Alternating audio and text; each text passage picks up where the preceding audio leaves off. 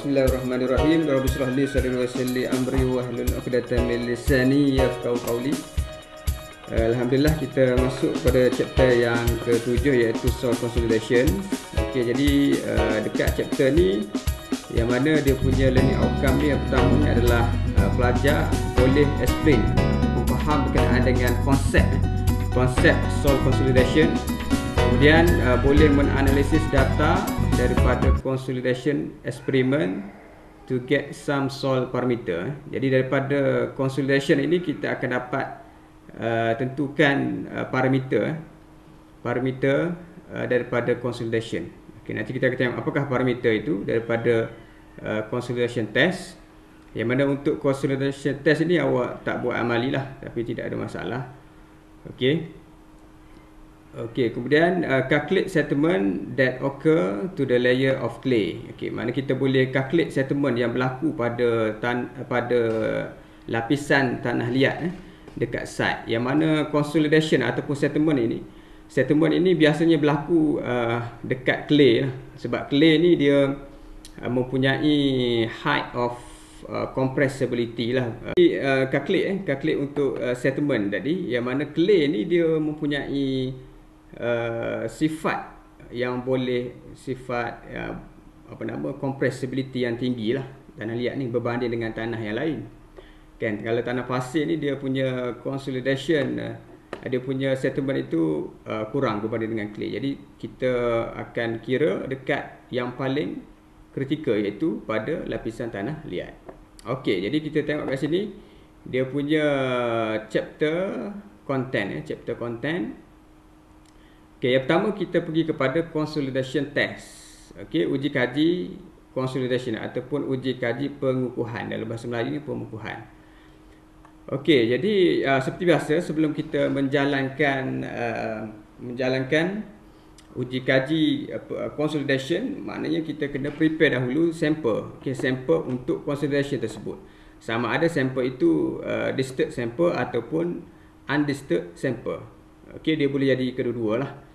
Kalau undisturbed sampel maknanya kita ambil di tapak lah. Maknanya dia punya dari segi dia punya condition sampel tersebut tidak terganggu dia punya dari segi moisture content dan juga dia punya density-nya tidak terganggu. So kita nak tengok dia punya berapa dia punya consolidation parameter daripada undisturbed sampel. Manakala untuk disturbed sampel macam kita buat remolded sampel lah. Maknanya kita keringkan tanah. So kita bancuh balik lah, kita akan mixing mengikut kita punya acuan lah, kita punya proportion. Okey, jadi boleh juga, tidak ada masalah. Jadi sama ada sampel itu daripada undisturbed ataupun disturbed sampel. Yang mana sampel ni kita akan masukkan ke dalam metal ring. Untuk consolidation ni sampelnya berbentuk bulat. Itu metal rings. Ring tu adalah, kenapa ring? Sebab dia bulat. Okey, kemudian dekat atas sampel kita akan letak dia punya what we call porous disk. Okay, porous disk ni yang mana air boleh melalui porous tersebut. Okey, porous disk. Okey, kita letak di atas dan juga di bawah sampel tersebut. Untuk tujuannya adalah untuk allow drain in and out to the sample. Jadi apabila porous disk ni maksudnya air boleh melalui porous tersebut, jadi sampel tersebut maknanya kita boleh membenarkan aliran air keluar dan masuk di dalam sampel tersebut. Okey, kemudian this assemble is immersed in the water as shown in figure 7.1. Okey, jadi untuk sampel ini kita perlu rendamkan sampel tersebut ke dalam air minimum biasanya 24 hours untuk kita make sure sampel tersebut saturated lah. Okay, kita rendam selama 24 hours. Kemudian kita akan start buat uji kaji consolidation pada keesokan harinya lah. Okay, kemudian as load apply to the upper disk, the sample is compressed and deformation is measured by Dale gauge. Jadi okey, kemudian kita akan apply load di atas upper disk, di atas sampel tersebut. Di atas sampel kita akan letak disk. Okay, kita akan letak plate besi di atas itu. Tujuannya adalah untuk kita apply load di atas tersebut, di atas disk tersebut. Kemudian kita akan measure dia punya compress deformation. Kita akan ukur compress deformation dengan menggunakan Dale gauge. Dale gauge ni akan mengukur berapakah perubahan compression tadi, perubahan ataupun mampatan yang berlaku disebabkan oleh load ni. Kita akan ukur berapa mm yang telah berlakunya settlement. Settlement ni adalah dia inilah penurunan lah. Contohnya kalau sampel ni ketinggiannya 20 mm, selepas kita letak load, maybe dia akan turun berapa banyak. Okey. Jadi itulah kita panggil deformation. Perubahan tadi diukur oleh Dale gauge. Okay, kita akan ukur. So ini dia punya alat dia, alat consolidation. Kita panggil consolidometer. Okey. Untuk A ni ada alat consolidations. Okey. Boleh usahakan tak ni?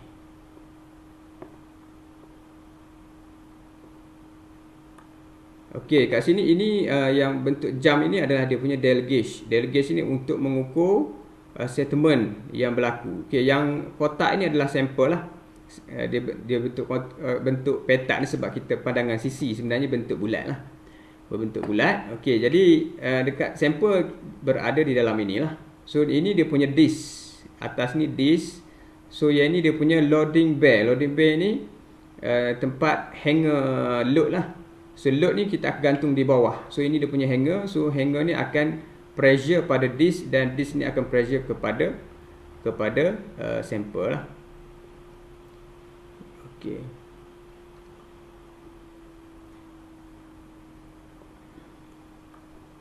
Okey, jadi maknanya ini loading bay ni, so load ni akan kena kat sini lah.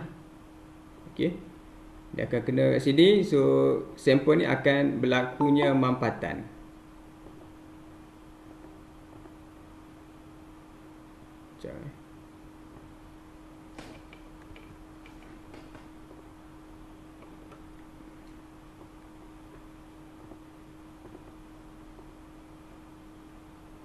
Okey, berlakunya mampatan kat situ So apabila berlaku mampatan, so kita akan ukur dia punya deformation dengan menggunakan Dale gauge dekat sini. Dale gauge ni dia akan monitor loading bay. Loading bay ni, apabila loading bay ni bergerak ke bawah, so ini dia akan mengukur.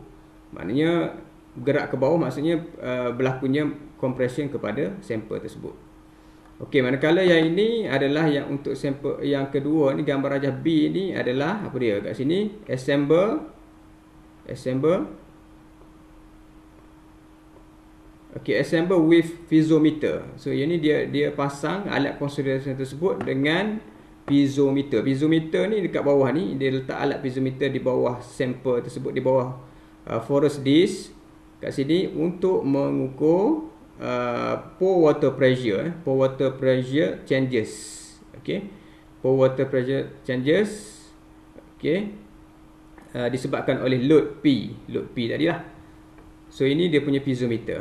So untuk kita mengukur berapakah pressure air di bawah ini disebabkan oleh load di atas. So kat sini akan ada pressure lah. So kita boleh ukur pressure apabila kita letak piezometer lah. So biasanya kita tidak letak piezometer tu. So biasanya yang untuk yang sini without piezometer lah. Kat atas ni porous stone, yang bawah ni porous stone, yang ini sampel lah, yang mana air tadi boleh keluar melalui porous stone. Okey. Okey, ni dia punya ring lah. Okey. So itu berkenaan dengan uji kaji consolidation. Kemudian kat sini a load applied on soil sample, let's say 10 kPa per meter, 10 kPa kan, 10 kPa. Okay, the reading that measure deformation and time taken until deformation has nearly nearly constant reading. Okay, apabila kita apply load, contohnya 10 kN per meter square ke atas sampel tersebut dekat sini. Okey, jadi deformation ni kita akan ukur mengikut masa lah, masa interval time yang telah ditentukan. Okey, jadi kita akan ikut masa tersebut. So kita akan catik dia punya berapakah dia punya deformation. So masa bila kita nak stop bacaan deformation ni? Okey, masa apabila dia punya data tadi constant. Okey, apabila constant reading record, maknanya kita boleh stop bacaan untuk deformation. Sebab untuk load 10 km/m² tu sudah tiada lagi berlakunya perubahan.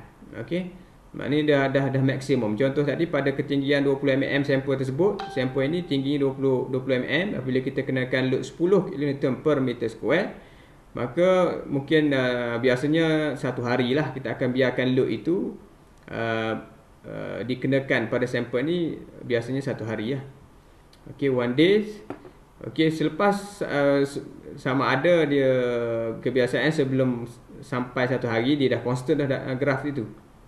Dia punya perubahan itu dah constant sebab load itu dah tidak memberi kesan kepada sampel tersebut. Sebab contohnya daripada 10 tadi, final deformation maybe hanya 1 mm sahaja. 1 mm sahaja yang settle, yang mendak. Disebabkan oleh load 10 km/m² tersebut. So bila dia dah constant, so kita boleh stop. Okey, bila kita stop, kita akan increase lagi load. Okey, kita akan increase load kepada 20 kPa. Biasanya 2 kali ganda lah. So sehinggalah kita mencapai paling tinggi load yang paling tinggi, supaya kita boleh mengukur dia punya primary consolidation stage, untuk kita melihat berapakah settlement yang berlaku pada peringkat primary consolidation test. Okay, then graph is plotted. Okay, yang mana graf masa melawan masa on X log scale dan juga del readings on Y axis. Okey, masa melawan deformation, time versus deformation. Okey, so kita tengok dia punya graf. So kat sini deformation ni pada paksi Y, manakala time tadi dalam minit, so pada paksi X. So time ni dalam semi log. Okey, so apabila kita ini contohnya untuk satu load, untuk satu load kita akan ada satu graf. Okey, untuk load yang kedua, next stage katakan 20 kPa, kita letak tambah lagi 20. Okey, jadi dia akan ada graf ini yang lain. Okey, setiap every load tu dia mesti ada dia punya graf, graf deformation melawan time. Contohnya ni yang 10 tadi. So 10, so dekat atas ini ialah kosong consolidation ataupun D0. Okey, D0 pada 0.145. Okey, tak apa, biarkan dulu yang tu. D50 kosong. Betul lah. Okey, kat sini adalah 0.145. Okey, D0. Manakala kat sini 50% consolidation, dia sama dengan 0.27 dia punya deformation dia. Berlaku deformation selepas 50% consolidation, okey, pada 0.27.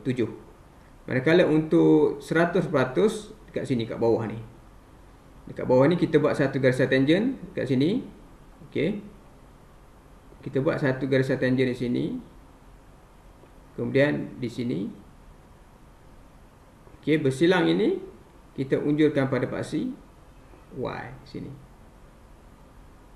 Alamak, saya ingat Okey, jadi itu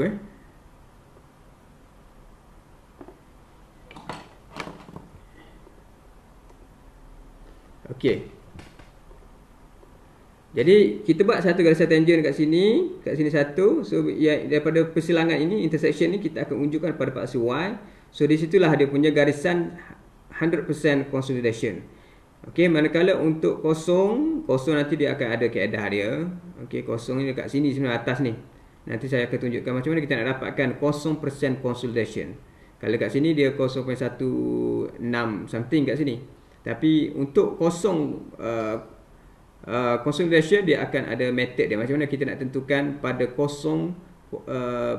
consolidation. Okey, berapakah dia punya deformation. Okey. Jadi ni dia punya graf dia lah. Okey. Jadi dia punya tadi ini sehingga pressure increment from 0 to 25 kPa. Ini adalah untuk 25 kPa lah. 25 kN per meter square.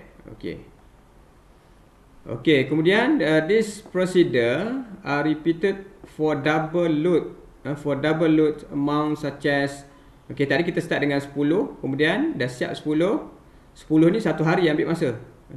Ambil masa selama satu hari. Kemudian kita tambah lagi 10 lagi jadi 20. Tambah lagi 10 jadi 20. 20 ni ambil masa satu hari. Kemudian kita tingkatkan jadi 50 dan seterusnya. As a result, several graph of load time versus die gauge reading can be plot. Daripada situ kita akan plot graph tadilah seperti mana atas ini untuk setiap load, untuk setiap pressure tadi. Example of overall calculation on the consolidation test in example in table 7.1. So kat sini kita ada satu contoh data daripada consolidation test. Dekat sini saya nak awak faham betul-betul macam mana untuk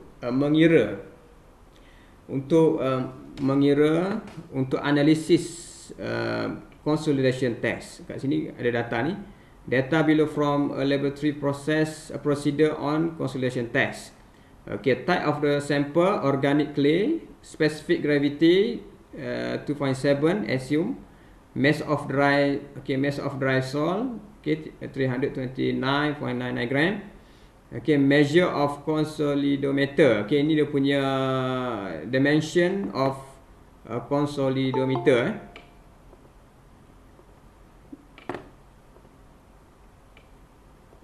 Jadi dia punya diameter dia 109, diameter ring tersebut. Thickness dia 32.05.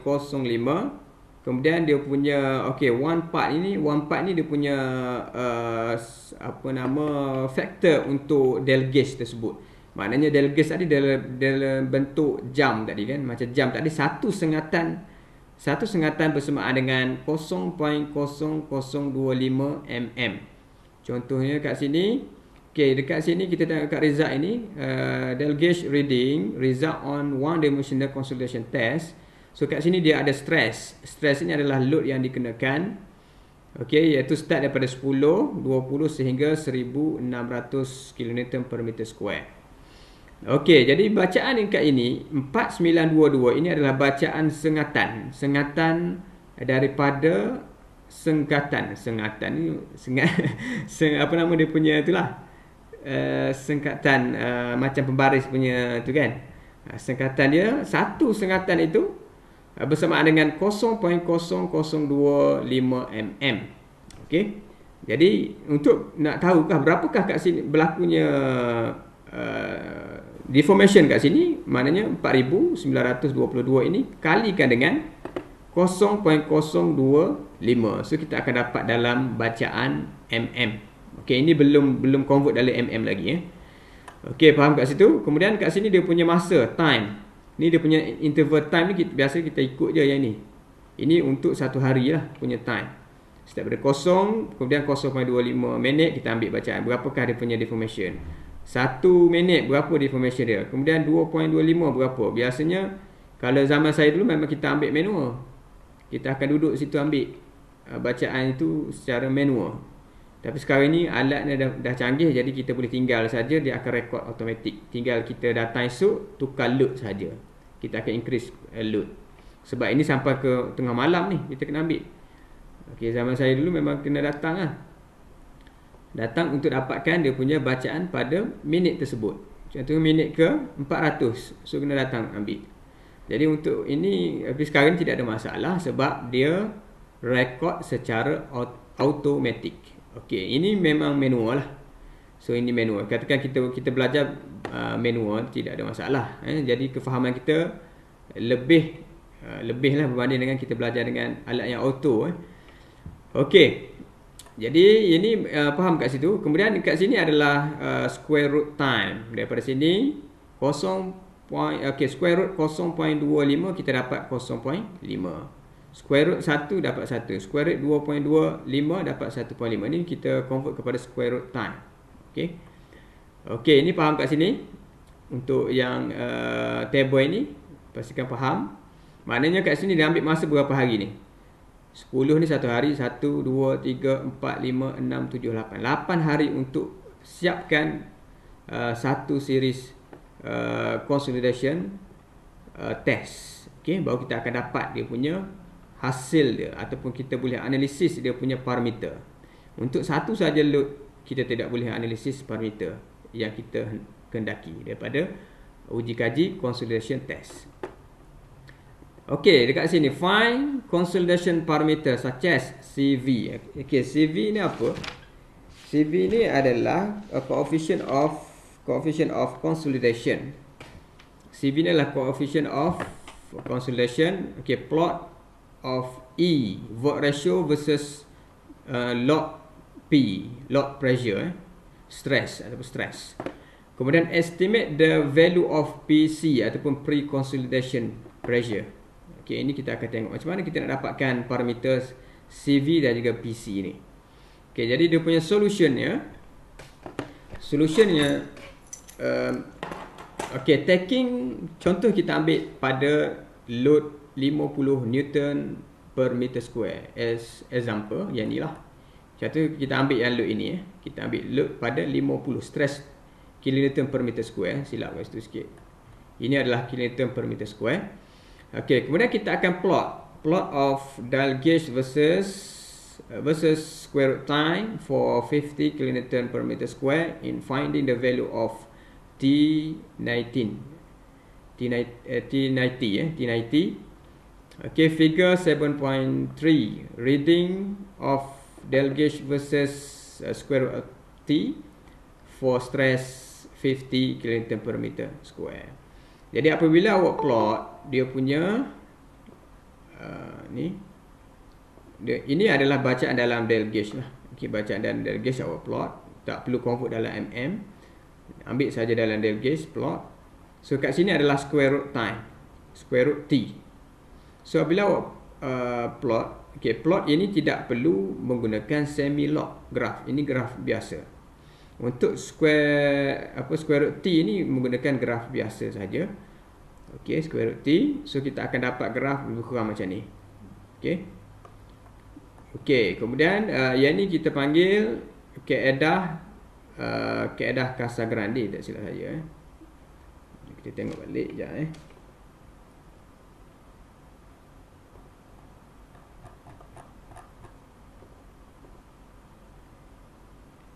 Okey, untuk square root time ini keadahnya adalah Taylor method, keadah Taylor method. So ini adalah kita panggil untuk menentukan CV coefficient of consolidation. Dia ada dua method lah. Yang pertama menggunakan method Taylor method. So yang ini adalah Taylor method. Yang kedua adalah Casagrande method. Okey. So sekarang ni kita tengok pada Taylor method ni. Okey, macam mana nak dapatkan dia punya nilai T90. Okey, kita akan pergi kepada slide yang saya untuk yang ini . Okey, jadi ada yang masuk . Okey, perhatikan betul-betul macam mana cara untuk kita tentukan. Sekarang ni slide kan? Slide saya ni kan? Okey, sekarang ni kita menggunakan Taylor method, nampak tak? Taylor method. So tadi kita akan buat graph settlement ataupun deformation, tak ada masalah. Ini dia convert dalam mm. Yang tadi dia tak convert, dia pakai dial gauge. So yang ni square root time dalam ini. So kita plot. So kita akan dapat graph macam tu lah. Okey, kita akan dapat graph deformation versus square root time tadi. Okey, kita akan dapat graf macam ni lah.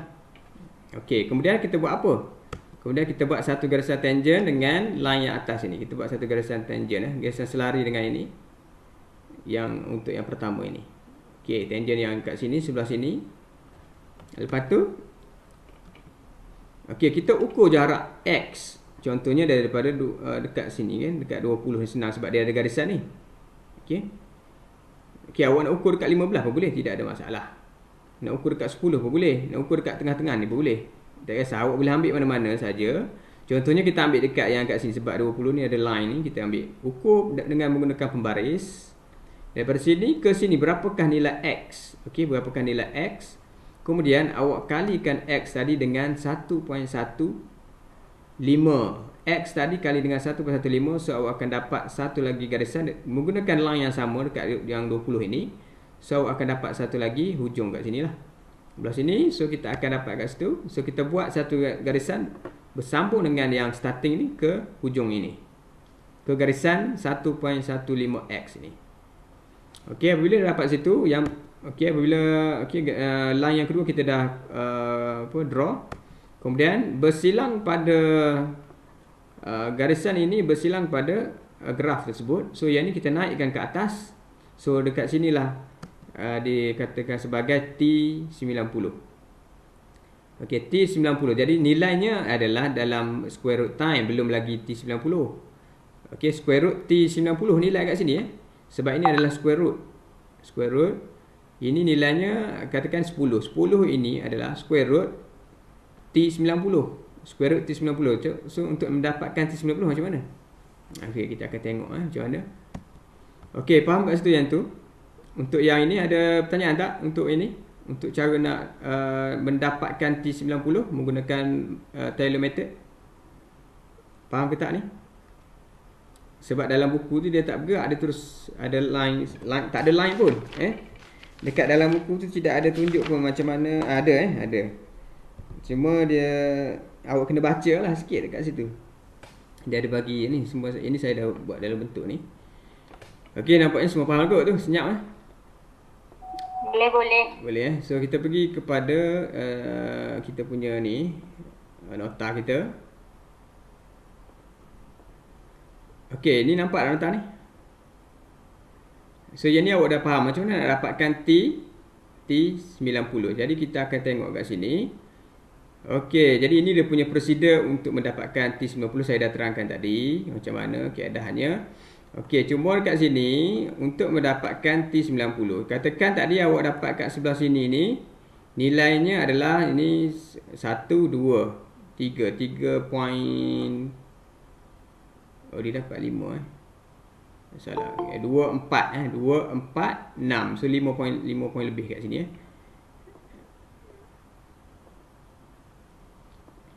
So kat sini adalah bersamaan dengan 5.2 katakan. So dekat yang merah ni bersamaan dengan 5.2 minit. Okey, berapakah T90? Ini square root T. Kalau T90 maknanya awak kena square root ni bawa ke sebelah sana, dia akan jadi 5.2 kuasa 2. 5.2 kuasa 2, so kita dapat T90 bersamaan dengan 27.04. Ramai yang stop sampai sini je, salah lah. Ini bukan T90, ini adalah square root T90. Yang kita nak adalah T90. Okey, untuk dapatkan T90, okey, yang ini, okey, square root T90 ni kita kuasakan 2. So kita akan dapat 27.04 minit. Okey, selesai untuk T90.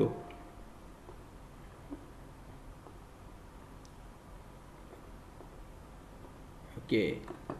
Kemudian yang ini pula, okey, plot of digest versus log time is to estimate the value of time required for 50% of primary consolidation ataupun T50. Yang ini adalah Taylor, ini menggunakan Casagrande method pula. Okey, Casagrande method untuk mendapatkan CV, untuk mendapatkan coefficient of consolidation. Okey.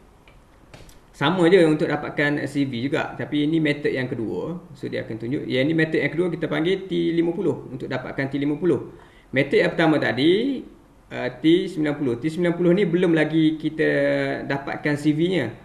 Belum lagi, nanti kita akan tunjuk selepas ni pengeraan macam mana dapatkan CV. So dapatkan T90 dahulu. Okey, kemudian kita akan masuk dalam formula, so kita akan dapat CV.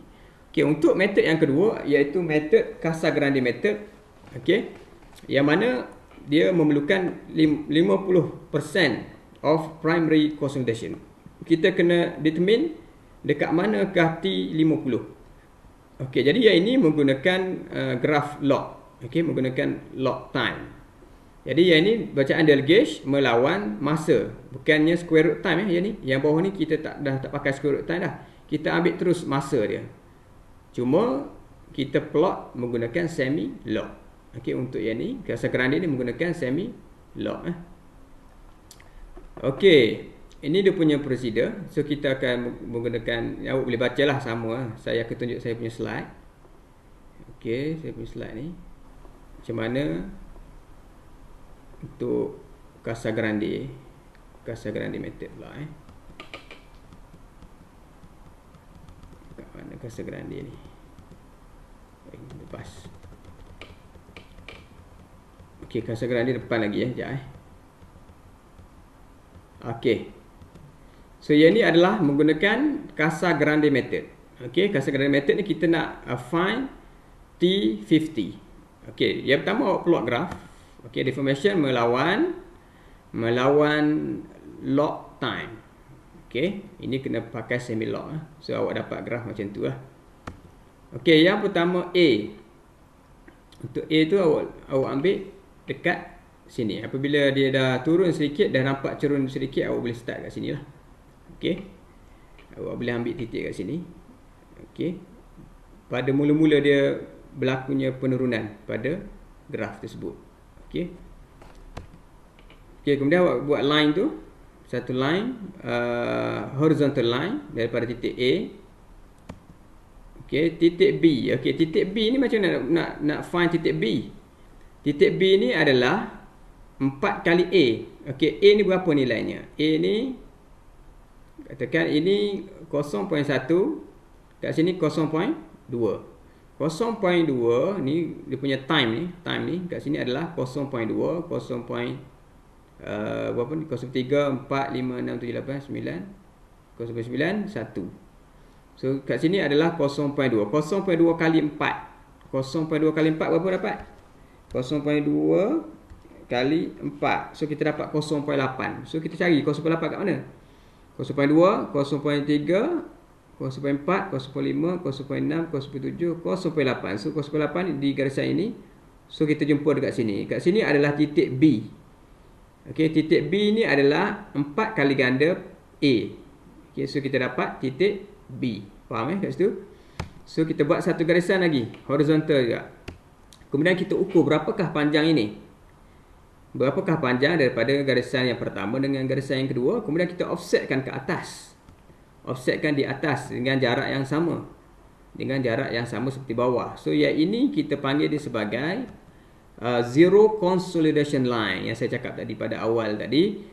Dia start dengan kosong consolidation line. So cara untuk tentukan kosong ini dengan menggunakan kaedah inilah. Okey. So kita dah dapat kosong. Sekarang ni kita nak tentukan pada 100 pula. 100% consolidation. So cara dia senang saja. Kita buat satu garisan tangent pada di bawah ini. Kemudian satu lagi garisan tangent di sini. So persilangan ini kita akan unjukkan pada paksi Y. So kat sini kita panggil dia sebagai garisan 100% consolidation line. Okey. So kat manakah 50? 50 tengah-tengah lah. Di antara 0 dan juga 100. So kita cari yang tengah-tengah. So tengah-tengah kat situ. So itu adalah 50 consolidation line. Okey, faham tak?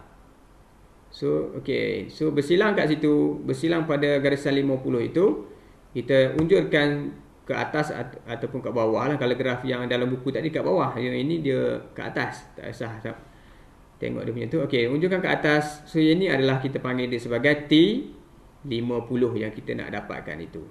Okey. Yang mana dalam buku tu tidak ada tau. Dekat dalam buku tu tak ada. Nanti awak lukis lah Nanti awak lukis balik buat untuk dapatkan T50 menggunakan kaedah Casagrande method.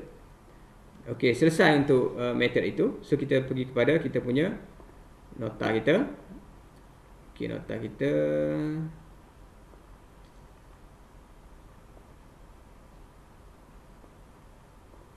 Okey, ini dekat sini dia dah bagi tahu dah ni, nampak kan? 4T1 kan, samalah tadi. Saya dah terangkan tadi. Okey, untuk mendapatkan D50 senang saja. D0 campur dengan D100 bahagi 2. So awak akan dapat dia punya deformation pada 50. Yang inilah kan. So yang atas ini campur dengan yang bawah, yang 100 tadi, bahagi 2. So awak akan dapat berapakah deformation pada 50%. So unjurkan, sentuh dekat garisan ini, turunkan ke bawah. So awak akan dapatkan T50. Okey, itu untuk macam mana kita nak kira mudah lah. Yang tengah-tengah tu, macam mana nak kira tengah-tengah 50 tu kan. 50 deformation tu ataupun settlement tadi, macam mana? Senang saja. Deformation yang kosong, pada kosong campur pada 100 bahagi 2. So kita akan dapat deformation pada 50. So unjurkan sajalah. Kat 50 ni unjurkan. So kita akan dapat dia punya T50. Okay, jadi by using the value of D50 determine the value of T50. Okay, macam saya cakap tadi lah. On x-axis, method log time curve estimate, ini kita panggil method Casagrande ataupun Fedem 1940. Okay, daripada data tadi kita ada dua metod. Yang tadi, yang pertama Taylor method. Taylor method kita nak dapatkan T90. Okay, graf dia menggunakan graf biasa, iaitu deformation melawan square root time. Manakala untuk Casagrande, tujuannya adalah untuk mendapatkan T50. Graf yang kita plot adalah deformation melawan log time. Log time maksudnya kita menggunakan semi log pada paksi X. So kita dah dapat, setelah kita mendapat dia punya, contohnya yang ini untuk Casagrande, dia buat contoh Casagrande. Okay. Okey, jadi kalau 4 ini, kalau ada 4 ni maksudnya dia punya drainage, ni formula untuk CV, formula untuk CV. Contohnya kita ambil pada 50 kN per meter square. Okey, jadi dia punya T50 dia kita dapat 6 minit pada minit ke-6. Okey, 6 minit T50 ni 6 minit Okey, so daripada graf ni 6 minit. So masukkan ke dalam formula CV. Okey, yang ni nilainya memang sama, 0.197. H ni apa dia? H ni adalah tinggi sampel. Tinggi sampel iaitu 31.19. Seperti mana dekat soalan, kita tengok balik. Okey, tengok balik dekat soalan ni. Ni nampak ni. Thickness dia adalah 32.05. Sama tak? 31 pula. Oh, final kot. Okey, final tak apa. Final. Okey, average tinggi purata tinggi. Nanti kita tengok macam mana dia dapat 31.19 ini. Okey.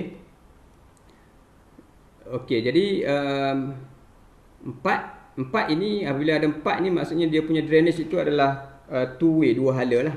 Air tadi boleh mengalir daripada atas dan juga bawah. Sebab forest stone yang kita letak tadi, dia ada atas dan bawah. Jadi yang ini 4 ini maknanya biasanya kita menggunakan two way drainage lah. 4 two way drainage. So yang ini awak boleh pakai saja formula ini. Okey, masukkan, katakan dia punya tinggi average dia 31.19 mm. Okey, 4 kali dengan 6 tadi. 6 tadi T50. So kita dapat CV dia bersamaan dengan 7.98 mm kuasa 2 per minit. So ini adalah dia punya CV. CV ni adalah coefficient of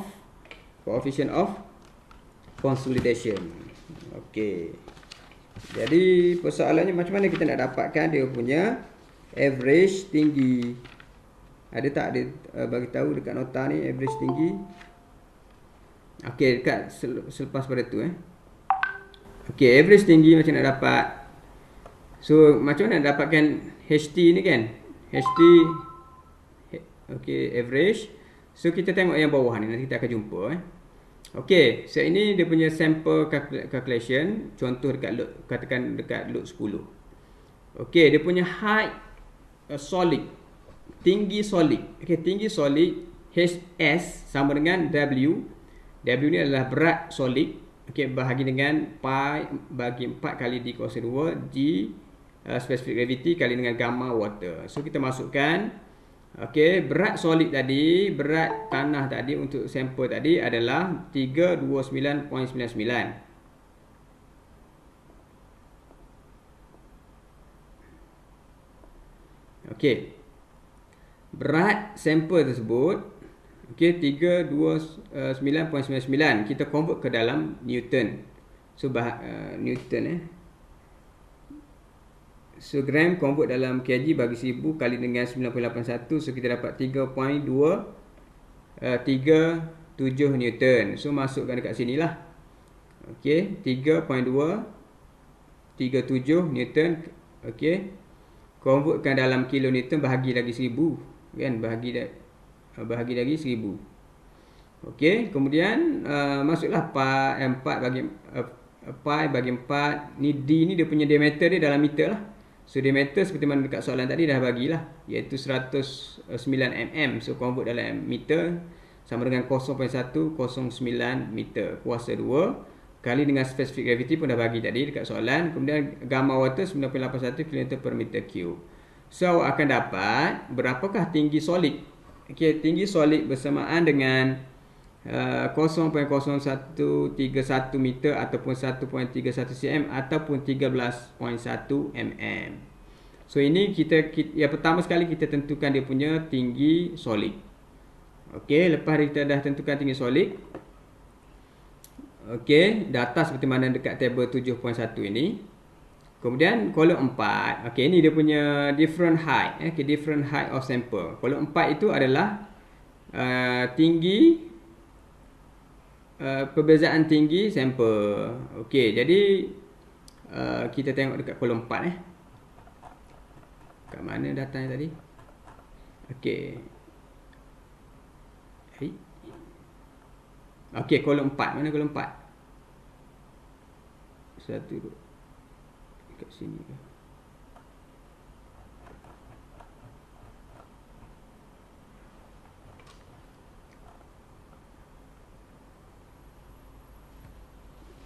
Okey, kolom 4 itu dekat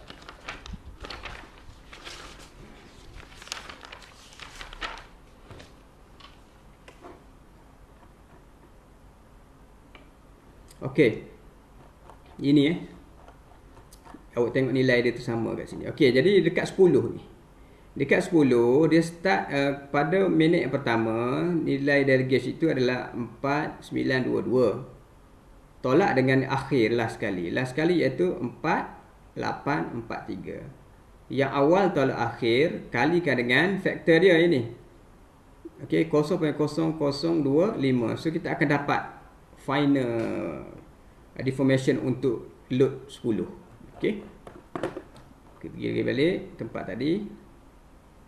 Mana tadi? Okey, yang ni So yang awal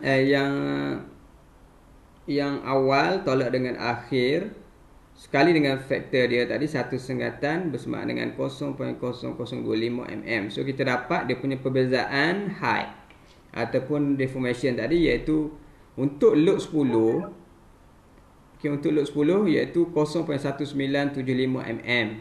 Okey, dia punya berlakunya medapan pada load 10. Okey, untuk final height of the sample ataupun HF, macam mana nak buat? Kita tolaklah dengan deformation ini. Okey, ini dia punya perbezaan tinggi, tolak dengan tinggi asal. Tinggi asal tadi tinggi mol lah. Tinggi mol tadi 32.05. Tolak dengan setelah berlaku deformation disebabkan 10 kPa tadi. So kita dapat final, okey, tinggi final lah, iaitu 31.85. Okey, faham kat sini tak? Faham tak ni? Setakat ni?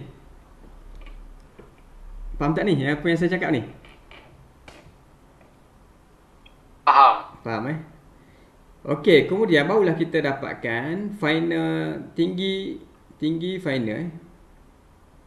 Kolom 6, final height of void. Okey, kita nak tengok dia punya tinggi final height void ataupun HV. HV sama dengan tinggi final iaitu 31 tolak dengan tinggi solid. Tinggi solid tadi kita dapat 13.1. Tinggi final height sample 31.85. So kita dapat untuk void punya HV ni 18.75. Okey, ini adalah untuk kolom yang ke-6. Manakala untuk kolom yang ke-7, untuk mendapatkan ini tabelnya kat bawah pun ni. Tabelnya dekat bawah tak apa. Okey, ni kolom yang ke-7, final void ratio iaitu sama dengan HV bahagi dengan HS. Iaitu SV tadi 18.75 bahagi dengan 13.1. So kita dapat void ratio 1.4. Okey, manakala untuk average of height sample yang ni tadi, HTAV ni macam mana kita dapat tadi? Okey.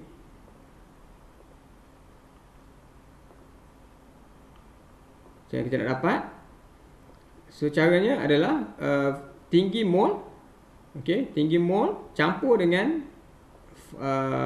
ni 31 ni apa dia?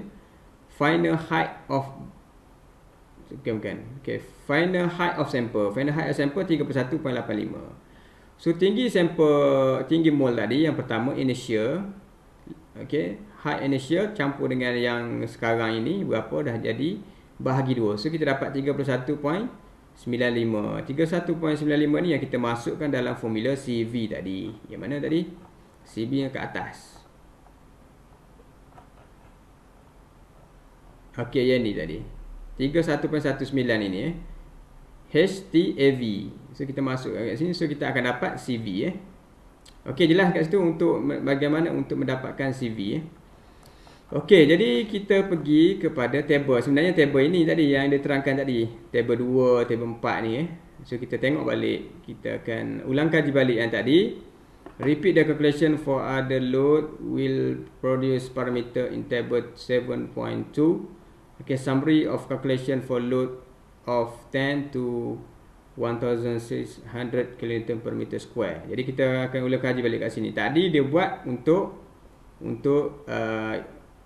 load stress 10 kPa. Yang mana beza tinggi untuk kolom keempat ini, beza tinggi ni macam mana nak kira? Okay, 4922 tolak dengan 48 43 kalikan dengan 0.0025. So kita akan dapat beza tinggi. Macam mana kita nak dapatkan final height? Final height sama dengan tinggi mole iaitu 32.05 tolak dengan different ini iaitu 0.1975. So cuba buat, dapat tak ni 31. Okey, 32.05 tolak dengan 0.1975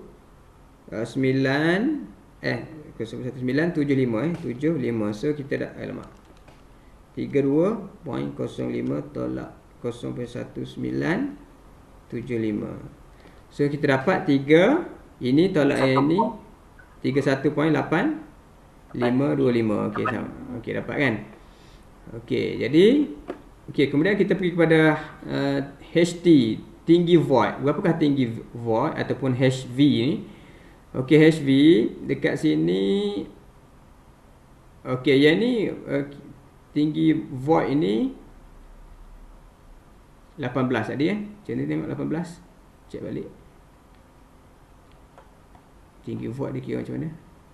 Tak ingat dah.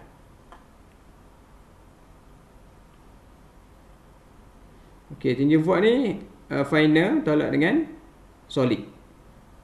Final tolak dengan solid. Okey, 32 tolak dengan solid. Solid tadi 13.1. Yang solid tu kita menggunakan formula ini yang solid ni, yang awal tadi. Okey, yang ni lah solid ni 13.1 Final tolak dengan tinggi final tolak dengan tinggi solid. So berapa kat sini? Final tolak dengan final ni 32.05 tolak dengan 13.1 tinggi solid. So kita dapat 18.95. Okey, jadi untuk yang ini, tinggi void ini, tadi macam mana tadi? Final tolak dengan solid. Solid tadi kita pakai formula tadi lah, iaitu 13, kita dapat 13.1. So 32.05 tolak dengan 13.1 dapat 18.95. Okey, yang kat sini final ni 32 tolak dengan perubahan tinggi dapat yang ini. So yang ini tolak dengan 13.1 dapat sebelah sini. Okey, cuba 31.8525 tolak dengan 13.1, so kita dapat 18.7525. Okey, bagaimana untuk mendapatkan void ratio? Void ratio untuk yang ini. Void ratio sama dengan apa dia formula void ratio? Void ratio sama dengan tinggi void bahagi dengan tinggi solid. Tinggi void mana tinggi void? Tinggi void 18 bahagi dengan tinggi solid, itu 13. Semua kolom dekat sini, kolom HT ni bahagikan dengan 13.1, so kita akan dapat void ratio. Contohnya ini 18.7525 bahagi dengan 13.1, kita dapat 1.43. Okey. Okey, ini average tinggi. Okey, average tinggi 31.95 ni macam mana dapat? Average tinggi adalah 32. Okey, 32.05. Tinggi mol tadi, mol starting ni 32.05. Okey, campur dengan final. Ini final ni. Final. Okey, kemudian bahagi 2. So awak dapat 31. Okey. Okey, faham tak yang dekat 10? Okey, sekarang ni saya akan tunjukkan dekat 20. Macam mana nak kira dekat 20? Kalau awak faham kira dekat 20, maknanya yang lain awak boleh kira lah. Okey, jadi dekat 20 macam biasa 48. Okey, yang ini initial tolak dengan final lah. Yang ni 2, kolom 2 tolak dengan kolom 3 kalikan dengan 0.0025, so kita dapat dia punya perubahan tinggi. Perubahan tinggi ini untuk mendapatkan final height. Final height iaitu daripada sini 31 ni 31.8525 tolak dengan yang ini, so awak akan dapat yang ini. Okey. Okey, kemudian dah dapat yang ini. Okey, lepas tu kita nak kira dia punya tinggi void. Tinggi void ini macam mana nak buat? Tinggi void sama dengan apa? Tak ingatlah saya. Tinggi void. Okey, final tolak dengan solid. Final. Mana final? Inilah 31 ni. 31.735 tolak dengan 13.1, so kita dapat ini. Okey.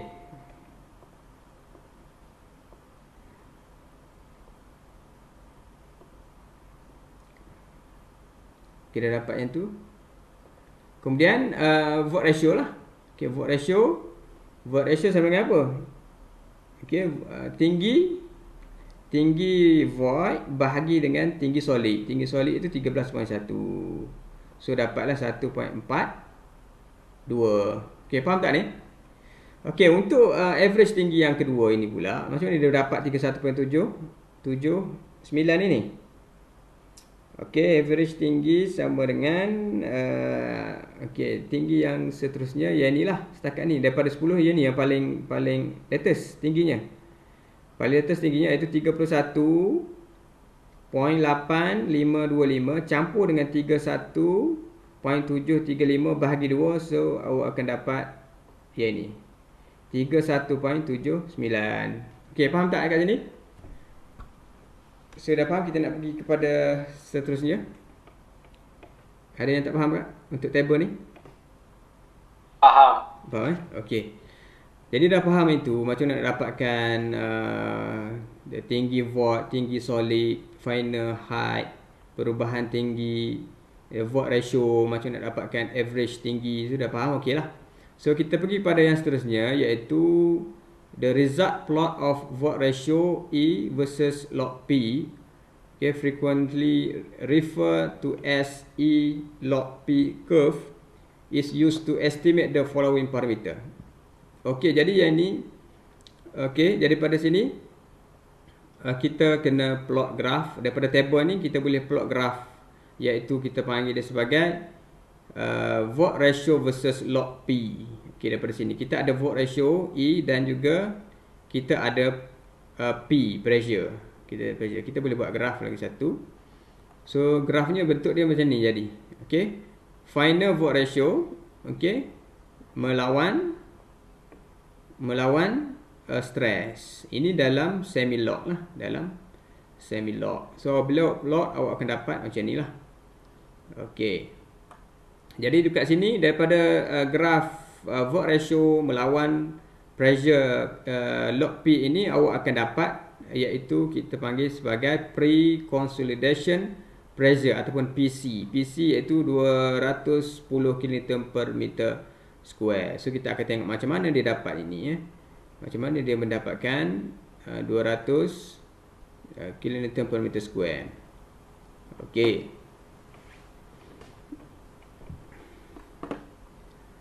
Okay, biasanya untuk yang ini bagi dia ada pada dua lah, satu normal consolidated, satu lagi over consolidated.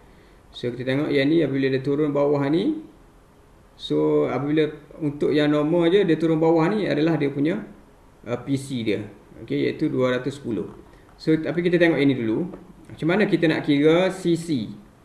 Okey, daripada table ini kita boleh kira CC. CC ni adalah compression index.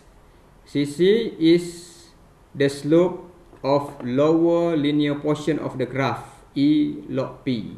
So CC ini adalah graf yang paling lowest linear portion. Daripada graf ini, yang mana yang paling lowest? Yang paling, yang ni dia punya kecurunannya, yang ni yang paling lowest, yang paling bawah. Inilah. Garisan ini adalah yang paling bawah, ini atas. So ini adalah yang paling lowest linear. Okay, lowest linear inilah. Okay, jadi kita boleh ambil untuk kira compression ini, kita boleh ambil mana-mana saja yang awak nak. Okay, contohnya dia ambil daripada 200 hingga 1006. Dia ambil daripada 200 hingga 1006. Okay. Dia ambil daripada 200 ini sehingga 1006 pun boleh, sebab dia yang ni janji dia dekat lowest linear. Lowest linear. Kalau awak nak ambil 400 1006 pun boleh, tidak ada masalah. Cuba buatlah, cuba test dulu. Okey, kalau cuba test, saya rasa sama je jawapannya. Daripada 200 ke 1006 dengan 400 dengan 1006 jawapannya sama. Okey, nanti awak cuba So kita masukkan kat sini. Okey, kita dah kenal pasti kat mana slope lowest linear portion. Tadi kita dah kenal pasti. So kita nak ambil dekat sini, dia start tadi, dia start dengan 0 10 0 10 ni 10 10 20 50 100 200 0 10 50 100 200 400 800 1006. So kat sini berapa ni? 400. 1 2 3 4 4. 1 2 3 4. Kat sini dah start turun. Kat sini 200, 400, 4 8 1006. So dia start daripada sini, dia ambil yang dekat 200 dan juga 1006. Okey. Jadi ini yang lowest, line lowest tadi. So awak ambil yang itu, saya dapatkan dia punya vote ratio. Okey, jadi kita dah ambil tadi 200 hingga 1006. So E untuk 200 berapa? E untuk 200 1.18. So 1.18 lah. E untuk 1006 0.61. Ini adalah 0.61. Log P, P2 tadi 1006, P1 tadi 200. So awak akan dapat CC ataupun compression index bersama dengan 0.63. So faham tak ini untuk mendapatkan compression index? Boleh So yang ini, yang kedua, value of pre-consolidation pressure PC. Macam mana nak dapat yang ini? Kita tengok bawah ni dulu sikit.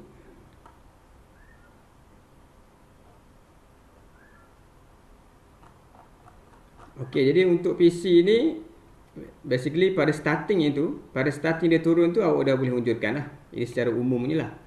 Secara umum awak boleh anggarkan kat situ lah. Terus dia starting turun je, awak start dari sini turunkan ke bawah, so awak akan dapat dia punya pre-consolidation pressure iaitu 210. Dia sebab tu dia akan buat macam ni. Lebih kurang macam ni, maksudnya lebih kurang bukan sama dengan.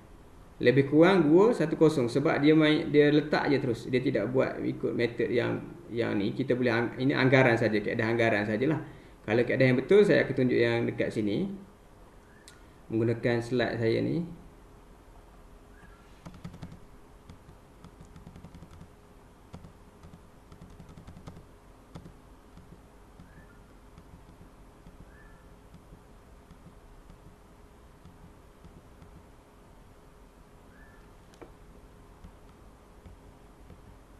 Okay, tak apa, kita tengok dulu terus.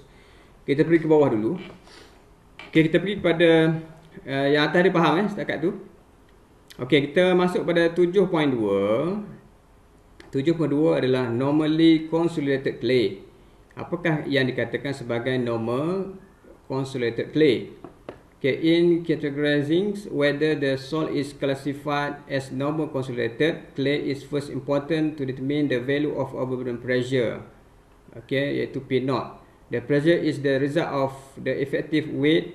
The pressure is the result of the effective weight of soil above the mixed height of the consolidating clay layer. Okay, jadi kat sini kita ada dia punya soil profile. Okay, ni dia punya elevation. Okay, dekat sini adalah tanah jenis sand dan juga gravel, iaitu pada 2.5 meter dia punya ketebalan untuk sand dan juga gravel, manakala sand dan gravel yang kedua iaitu 6 meter. So clay berada pada 8.5 pada kedalaman 8.5 meter dengan ketebalan clay adalah 7 meter di bawah.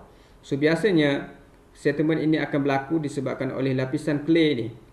So biasanya lapisan clay ni apabila dia ada load di atas ini, dia akan mampat, dia akan berlakunya consolidation proses kat sini. So dia akan mendap lah, maknanya dengan kata lain dia akan berlakunya settlement kat sini. So kat sini kita kena bahagikan dua. Dekat tengah-tengah kita akan ambil kira pada tengah-tengah, mid of layer, mid height of the consolidating clay layer. Inilah dekat kuning ni, tengah-tengah. Okay, 7 bahagi 2. Okay, example 7.2. Kita pergi pada ini, example 7.2. Given soil profile as shown in figure 7.6. Okay, 7.6. Okay, find present effective overburden pressure at mid height of soil layer. Okay, ini dia ada solution dia kot pressure effective overburden pressure at the. Okay, nanti ni saya akan tunjuk kemudian macam mana kita nak kira dia punya overburden pressure Okay, so kita pergi kat sini seterusnya. The intersection. Okay, yang ni senang saja iaitu dia punya overburden pressure P0 sama dengan apa? Z kali dengan unit weight. Unit weight. So air tak ada kan, unit weight dia ada bagi kat sini, nampak ni, unit weight 20. So awak kena kira lah. Kena kira, nanti saya tunjukkan. Dia kena kira layer by layer lah. So yang pertama awak kena kira daripada layer ini, berapakah daripada, okay, yang ni Z yang pertama 2.5. 2.5 kalikan dengan 20.7. Okay, disebabkan unit weight sand and gravel ni sama, so kita terus ambil kat sini. Kedalaman daripada sini ke sini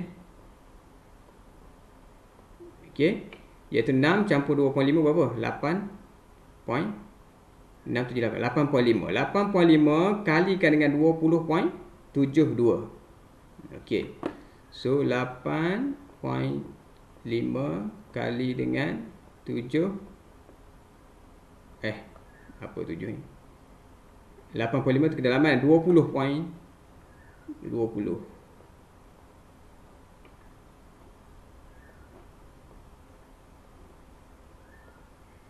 Okey, ni kali dengan 20 point berapa ni? 72 72. Dapat berapa? 8.5 kali 20.72. So dapat 176.12 kilonewton per meter square. Ini dalam kilonewton per meter square. Ini untuk layer kat sini. So yang ni kita ambil separuh daripada sini pula. Separuh daripada sini pula. Okey, ini 7.7 bahagi 2 apa? 7 bahagi 2 3.5. So kat sini adalah tingginya 3.5. 3.5 kali dengan 19.69. So yang keduanya adalah 3.5 kali dengan 19.69. So kita dapat berapa? Okey, 3.5 kali dengan 68.92. berapa? 68.92. 68.92 betul. Okey, betul Nah, 8.92 campurkan dengan 176.2 dapat apa? Ni campur dengan ni. So itulah dia punya overburden pressure pada tengah-tengah itu. Faham tak? Itu cara nak kira overburden pressure lah. Okey, faham So kita dapat jumlahnya berapa tadi? 176.12 campur dengan 68.92. So 200 245.04. Okey, kilonewton per meter square. Okey, jadi serta yang tu ini adalah dia punya effective overburden pressure pada tengah-tengah tanah liat tadi. Okey, jadi kita akan pergi kat sini pula. Okey, kat sini intersection between P0 yang kita kira ni iaitu 200 ni. 245 ni. Okey, P0 and E0. Okey, on the plot of E lot P located on the right of the tangent line at point B. Okey, yang ini untuk normal consolidated. Okey, apabila normal consolidated, okey, so P tadi daripada awak kira ni awak tunjukkan ke atas point A, kemudian E0 dia awak dah kira tadi kan, dah ada E starting mula-mula lah E0 ni. E0 ni adalah dekat table ni lah tadi. Dekat table ni ni. Pada kosong pressure berapa ni? Ini 1.45 lah. 1.45. So dekat 1.45 ni awak unjurkan. Okey. Kemudian unjurkan satu lagi tangent dekat sini. So dapat dekat B. Dapat titik B. Okey. So unjurkan ke bawah. Kalau unjurkan ke bawah awak akan dapat dia punya pressure. Pressure ini kita panggil dia sebagai pre-consolidation lah. Pre-consolidation pressure. Okey, yang inilah. Okey. Manakala untuk over consolidated clay pula, macam nak buat kalau untuk over consolidated clay? Okey, over consolidated clay has the value of maximum overburden pressure. P0 need to be determined and greater value of P0 located on the right of P0. Okey, apa maksudnya kat sini? Consolidated clay has a value maximum of overburden pressure.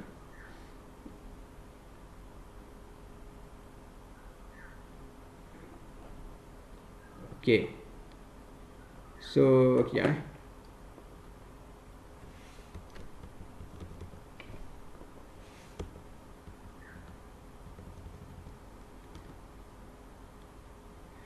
Okey, kalau dia over,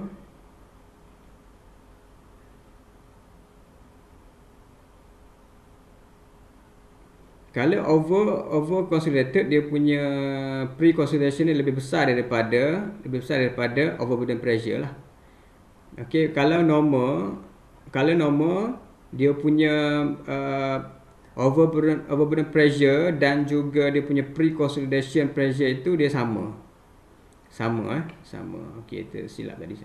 Okey, jadi macam ni maksudnya dekat sini atas ni untuk yang normal biasanya dia punya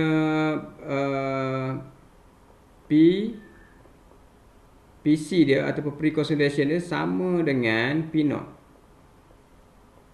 Sama dengan P0 sebab tu dia kat sini lah, sama kat sini lah. Untuk normal lah. Kalau over PC dia, pre-consolidation dia lebih besar daripada P0. Lebih besar daripada P0. So yang ini awak punya P0 awak dekat sini. Okey, dia punya PC, ini PC PC dia mungkin kat depan ni. Lebih besar. Ini PC.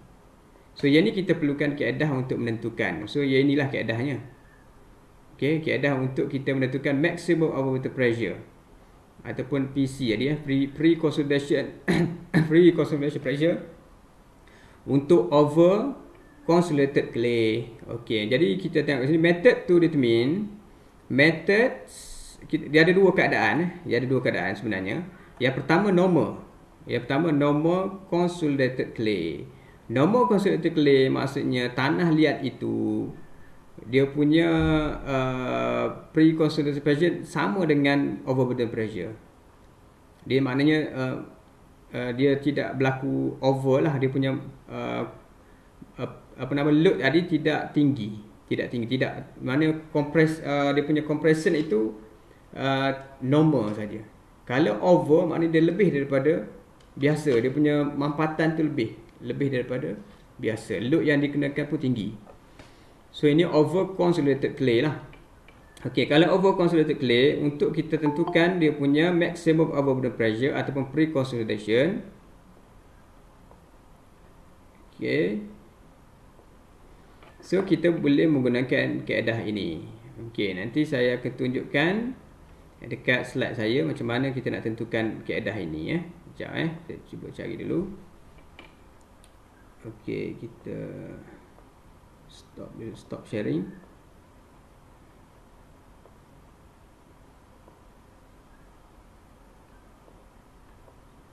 Okey, nampak ni slide ni. Okey, yang ni yang tadilah QC ni okey, pre-consolidation pressure. Kalau over consolidated dia lebih besar daripada sigma naught. Sigma naught ini adalah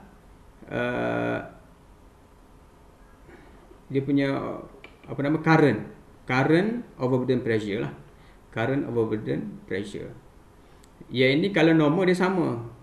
Pre-consolidation dengan current tu dia sama.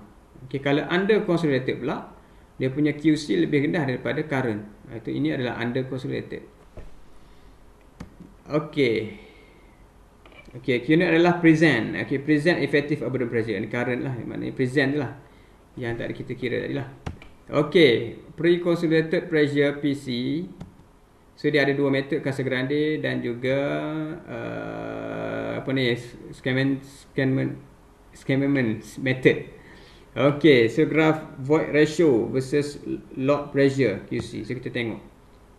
Okey, ini kaedah Casagrande method. So awak plot graph tadi, void ratio melawan dengan log P.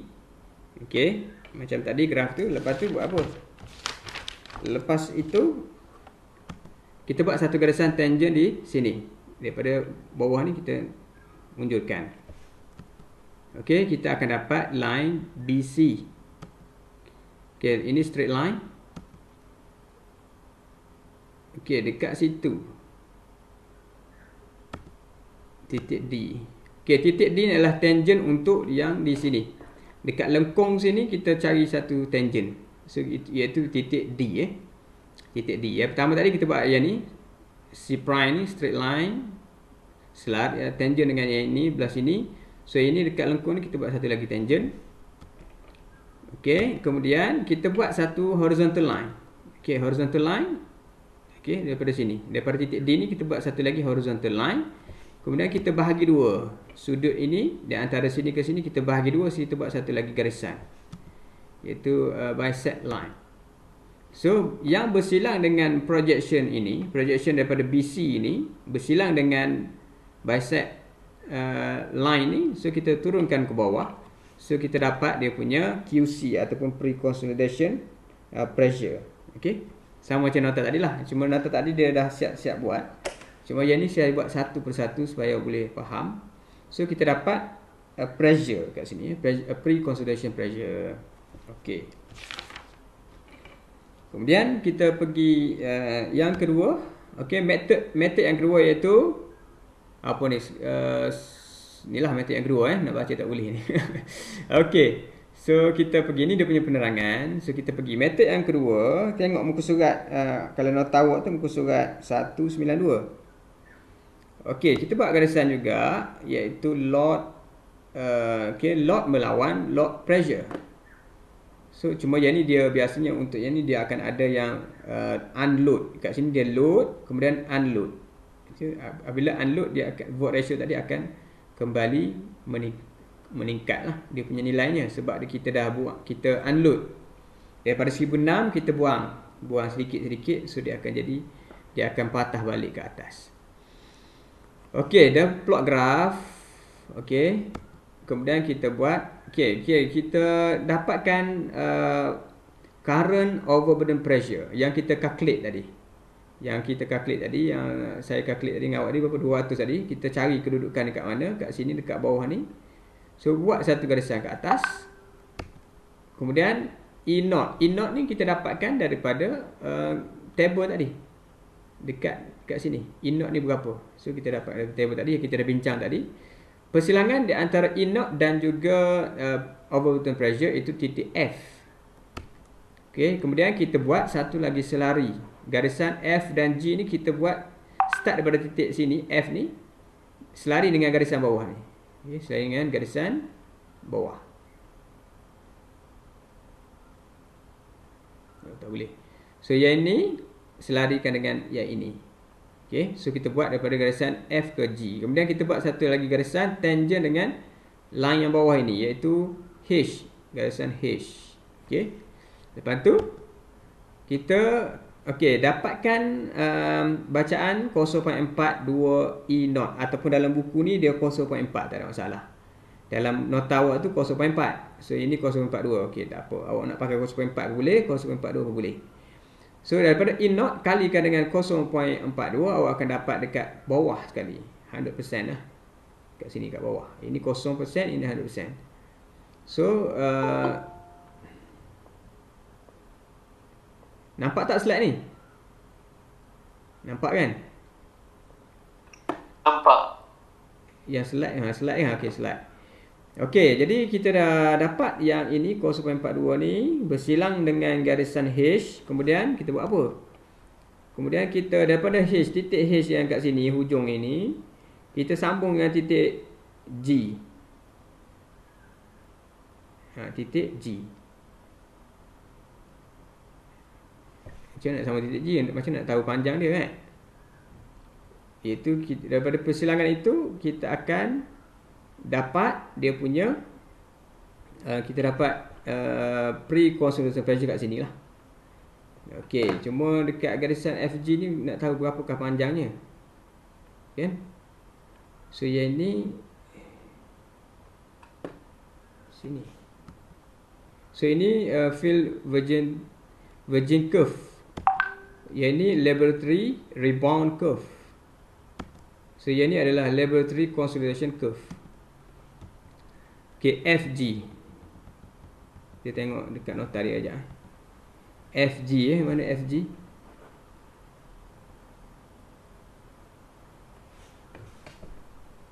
Mana FG ni?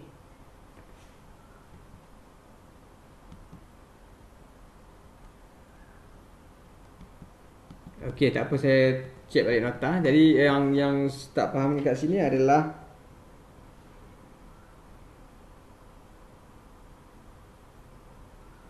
pada garisan yang ni kan FG kan, kau faham? Pada yang ni kan tadi kita buat tadi, kita ulang balik Kita cari overburden pressure tadi yang kita calculate, kita lawankan dengan E0 ni. So kita dapat persilangan F. Kemudian kita buat garisan ini yang selari dengan bawah ni. Selari. Okey. Kat situ lah. Cuma panjang ini berapa panjang ni? Ini ke sini berapa panjang kita nak buat. Kan? So saya tengok nota sekejap. Saya jemput tadi.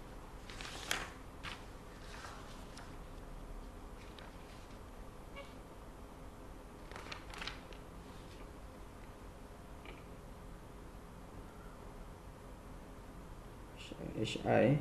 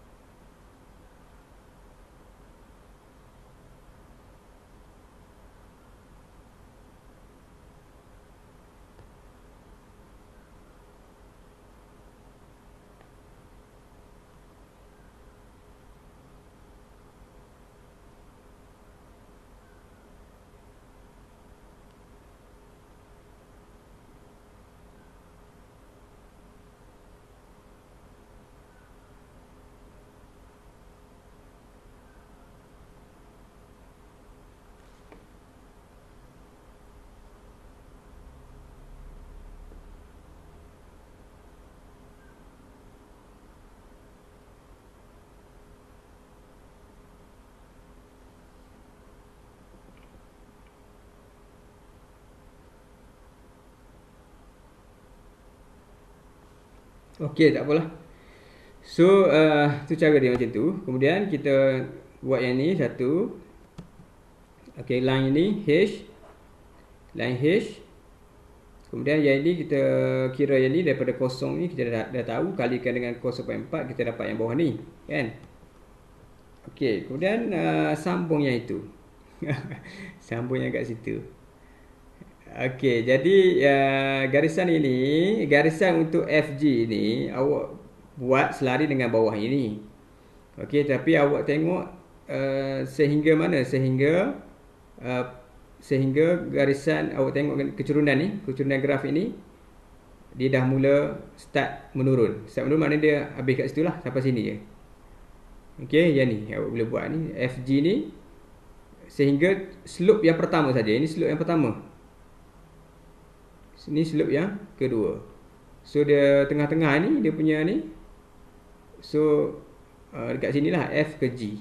Okey, F ke G ni kecurunan ni kita nak dapatkan kecurunan yang atas ni, yang pertama ni. Tetapi yang ini kita selarikan dengan bawah. Okey. Dapat sampai katakan awak stop kat sinilah, awak boleh agak sampai sini je lah. Dia tak boleh lebih sampai ke sini. Sebab sini dah masuk line yang kedua ni.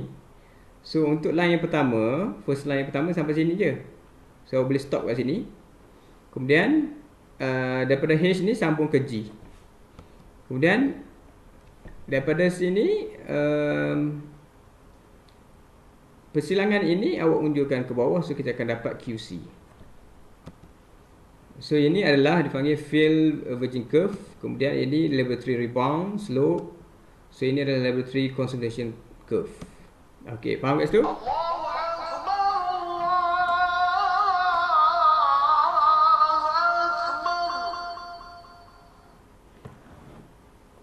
Okay, jadi dah pukul 1. So kita tinggal sikit lagi kot. Tinggal sikit lagi kita habiskan. Dah nak habis dah ni. Okay, jadi kita stop present ni.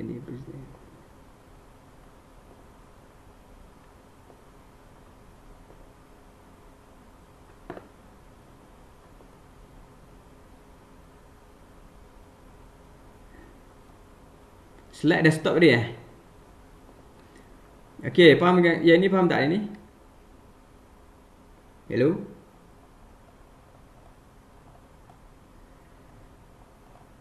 Faham. Okey, jadi sekarang ni nampak kan yang ni kan, kita pergi kepada modul kita. Sebenarnya kita dah belajar sampai sini . Sampai muka surat 195 sampai sini. Step tadi lah. Okey, step ni kita dah belajar sampai ke sini.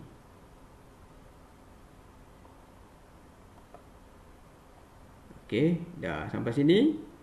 Kemudian kita pergi dekat buku surat yang seterusnya, iaitu slope of field consolidation line is given the value of compression index CC. So CC, compression index, CC tadi apa tadi? Tadi kita cari CV kan. So yang ni CC, compression index. Okey, compression index formulanya daripada graf ini kita boleh cari juga CC. So CC sama dengan E1 tolak dengan E2 log P2 bagi dengan P1. Ini adalah compression index daripada graf inilah, daripada graf yang ini. So kita boleh mendapatkan nilai CC. Kemudian several coloration developed by past researcher. So kita boleh menggunakan dia punya coloration daripada past researcher. Okay, untuk undisturbed ataupun normal consolidated kita boleh pakai ni untuk mendapatkan dia punya CC compression index. So 0.009 kali dengan liquid limit tolak dengan 10. Ln adalah liquid limit in percent. Di dalam persen jangan awak tukar pula. Di dalam persen. Kalau dia bagi 20% masuk 20 terus. Okay, yang ni untuk remolded clay. Ni kalau remolded clay lah. So kita boleh pakai yang ni. Ni dia punya coloration. Okey, jadi kita akan habis pada sini example 7.4 ni kita akan berhentilah. So kita tinggal pada kita masuk pada example ini. Example 7.3 macam nak buat ni. Okey, example 7.3 given the total pressure acting at mid height of consolidating clay layer is 200 kN per meter square and void ratio is 0.98 if the total pressure acting at the same point increase to 500 and the value of void ratio reduce to 0.8. Jadi find in situ void ratio if the pressure increase to 1000 kN per meter square. Macam nak buat ni? So macam nak buat? So data yang dibagi adalah dia punya apa ni, sigma dia dan juga void ratio lah So dia bagi yang pertama 200 kan. 200 void ratio ni berapa? 0.98. So yang kedua 500 sama dengan 0.81. So berapakah pada 1000?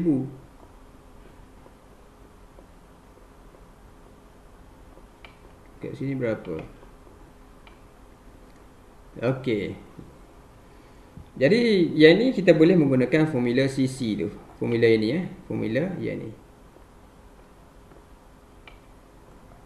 So yang pertama sekali kita dapatkan CC.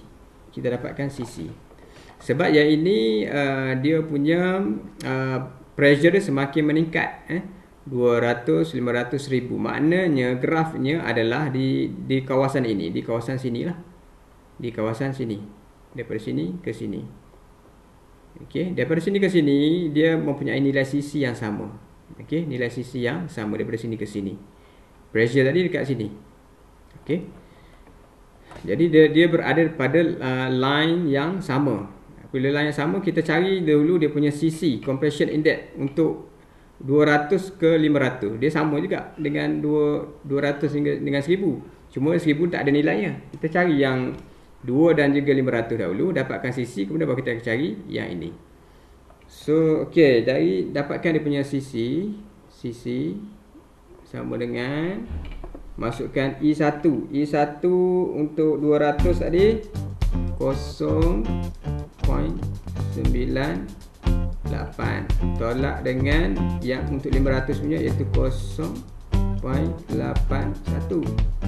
bahagi dengan log okey, yang besar ke atas 500 bahagi dengan 200.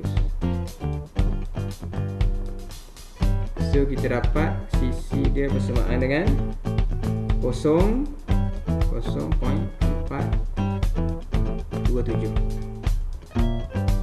So berapakah untuk yang 1000? So boleh buat kat sini persamaan linear. So kat sini sama dengan CC dari 0.427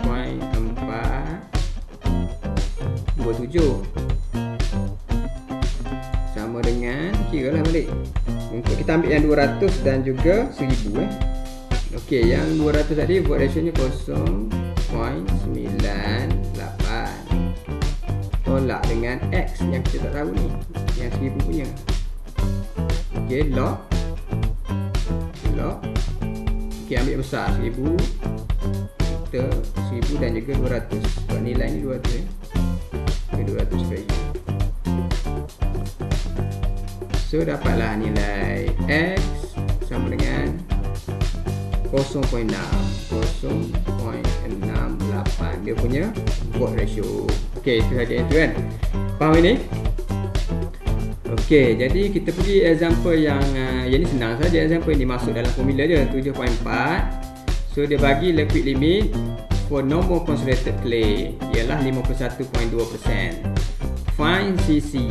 So kita boleh menggunakan correlation daripada past researcher, iaitu untuk kalau normal concentrated formulanya adalah 0.009, liquid limit tolak 10.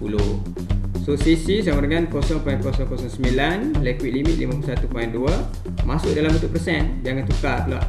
Tolak dengan 10, so kita dapat CC nya bersamaan dengan 0.371. Okey, faham kat situ? Untuk hari ni sampai sini saja, sampai dekat sini. So nanti maybe saya buat video ataupun kita berjumpa selepas raya untuk inilah untuk start daripada 7.4, iaitu kita akan belajar berkenaan dengan settlement of load on clay due to primary consolidation. Okey. So jadi untuk hari ni setakat ni saja. Ada apa-apa pertanyaan last?